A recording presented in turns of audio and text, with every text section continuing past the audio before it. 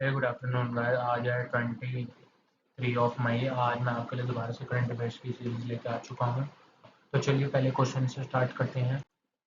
According to the World Bank receive for the livable planet report, which country has the highest emitting agri-food system?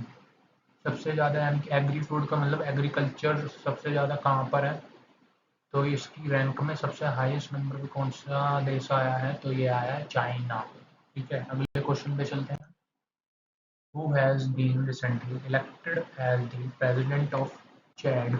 ये country है Chad, तो उसके अभी हाल ही में president बनाए गए हैं तो आइड्रिस डेबे। और ये बहुत ही इंपॉर्टेंट इसलिए हो जाते हैं। आजकल क्या है, जैसे कोई न्यू अपॉइंटमेंट हुआ है या कोई नई नई कंट्री जुड़ी है, जैसे आपका G20 से G21 हुआ था तो अफ्रीकन कंट्री जुड़ी थी। वो 55 कंट्रियों का यूनियन है अफ्रीकन कंटिनेंट। ठीक है, तो चलिए अगले क्वेश्चन पे चलते हैं। 55 Cancri e which was in discuss recently is related to?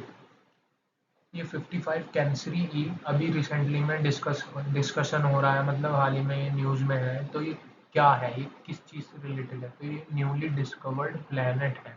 ठीक है, अगले क्वेश्चन पे चलते हैं। Where was an exhibition named Swadesh showcasing the tribal arts tradition of India recently? मतलब कहाँ पर हमने स्वदेश नाम की एग्जीबिशन का शोकेस कर रहे हैं?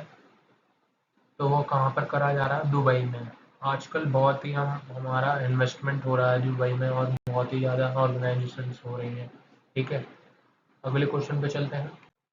Recently ISRO has successfully tested which rocket which liquid rocket engine made with 3D printing technology? तो हाल ही में इसरो ने अभी लिक्विड रॉकेट इंजन को टेस्ट किया जो कि 3D प्रिंटर से बनाया गया। और ये बहुत ही अच्छी उपलब्धि है इसरो के लिए। तो ये है, इस रॉकेट का नाम है PS4 और ये भी बहुत इंपॉर्टेंट हो जाता है। ठीक है, अगले क्वेश्चन पे चलते हैं। Who is the first Indian male wrestler to qualify for Paris Olympics 2024 और दी रिसेंटली? अभी लेकिन आपसे ये भी पूछा जा सकता है, पहली फीमेल कौन बनी थी? मीराबाई चानू, वेट लिफ्टर, पहली फीमेल जो क्वालिफाई करी किसके लिए? वेट लिफ्टिंग के लिए पेरिस ओलंपिक्स में। क्वालिफाइंग भी करना पड़ता है इन्हें, जब जाके इन्हें पार्टिसिपेशन मिलता है उसके अंदर। तो ये पहले मेल बन गए हैं। और पहली वुमेन कौन थी? मीराबाई चानू, जो कि रसलर है, वो रसलर नहीं सॉरी, वेट लिफ्टर है। ठीक है, तो अमन शेरावत है रेसलर। याद रखने वाली चीज़ है। अगले क्वेश्चन पे चलते हैं। Who has recently launched TC पे फॉर इंटरनेशनल मनी ट्रांसफर?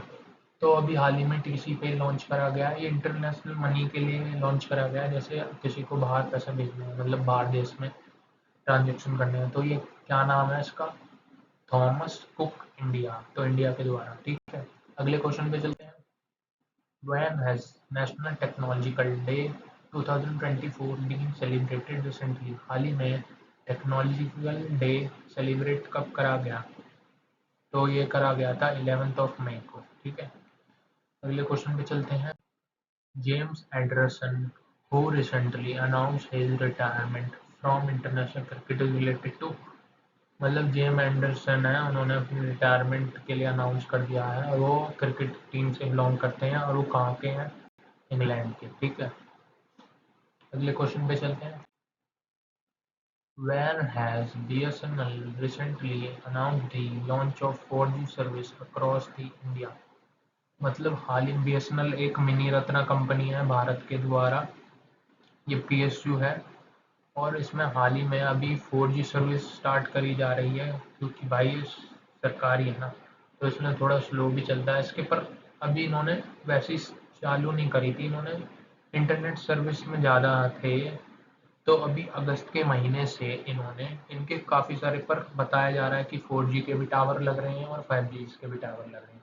क्योंकि अभी ये थोड़ी ना हुआ है कि सबने अफोर्ड कर लिया है 4G 5G फ़ोन। अभी काफ़ी सारे लोगों के पास अभी 4G फ़ोन भी है, इसलिए इसलिए हम पूरी तरीके से 5G पे नहीं जा सकते।